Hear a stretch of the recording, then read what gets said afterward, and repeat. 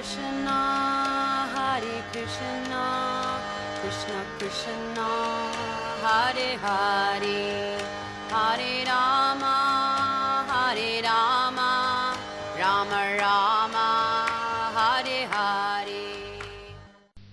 The International Society for Krishna Consciousness, or ISKCON as Prabhupada had called it, was now firmly established in North America, with centers in New York, San Francisco, Los Angeles, Santa Fe, Seattle, Boston, and Montreal. He decided it was time to introduce Krishna consciousness to Europe. Srila Bhaktisiddhanta Saraswati, Prabhupada's own spiritual master, had especially wanted Krishna consciousness to be introduced to Europe. During the 1930s, he had sent his most experienced sannyasis to London, but they had returned nothing accomplished. Prabhupada had faith that his disciples would succeed in helping him establish ISKCON centers in Europe, just as they had in North America. He would begin by opening a temple in London. 3 married couples, Mukunda and Janaki, Shyamasundar and Malati, and Guru Das and Jamuna, went to meet him in Montreal to discuss the mission in London. These 3 couples had begun the temple in San Francisco, where they had had close association with Srila Prabhupada. They had helped him introduce Kirtan, Prasadam, deity worship, and Rath Yatra among the hippies of Haight-Ashbury. Now they were eager to introduce Krishna consciousness in London. Prabhupada asked the 3 couples to stay with him in Montreal for a week or 2, so that he could train them to perform Kirtan expertly. Chanting Hare Krishna is not a theatrical performance, but an act of devotion, properly conducted only by pure devotees, not by professional musicians. Yet, if Prabhupada's disciples became proficient in their singing, Londoners would better appreciate Krishna consciousness.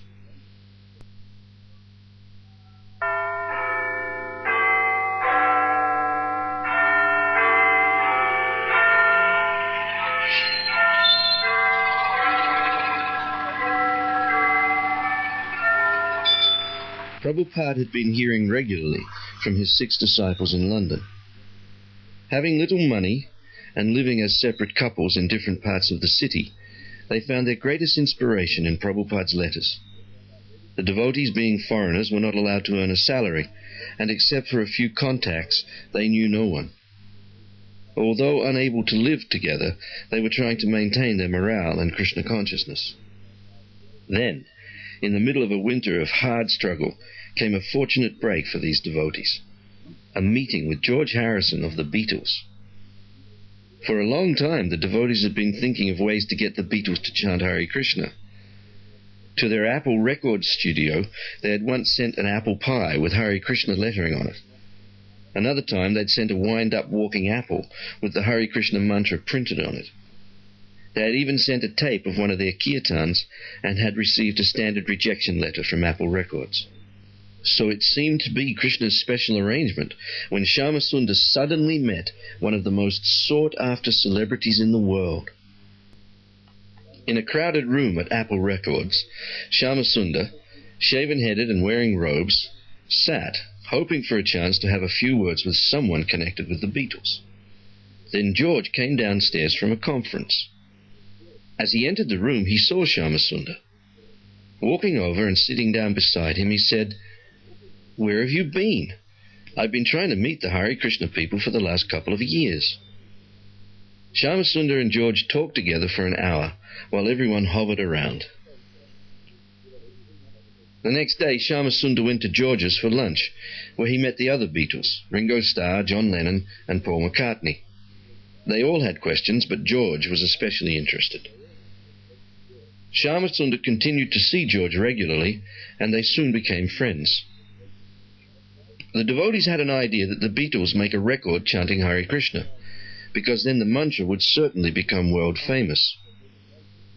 George liked the idea, but he preferred that the devotees sing it and he produce it on the Apple label. "You guys make the money rather than we get it," he said. "Let's make a record." On the day of the recording, about a dozen devotees assembled at EMI Recording Studios on Abbey Road. With Paul McCartney and his wife Linda operating the control console, the recording session began. Everyone worked quickly, making side one of the record in about an hour. George played organ and Mukunda played a mridanga drum. Jamuna sang the lead, with Shamasunda backing her, and the other voices blended in the chorus. On the fourth take, everything went smoothly. Afterward, George dubbed in the bass guitar and other voices. The devotees, the engineers, everyone felt good about it. This is going to be big, George promised. As the record went into production, the devotees returned to their regular life, still living separately. Prabhupada set the time for his arrival for early September. He would go to Hamburg and then to London, he said, even if there was no temple. Miraculously, only 2 months before Prabhupada's arrival, things began to come together. Hare Krishna, Krishna Krishna, Hare Hare, Hare Rama, Rama Rama.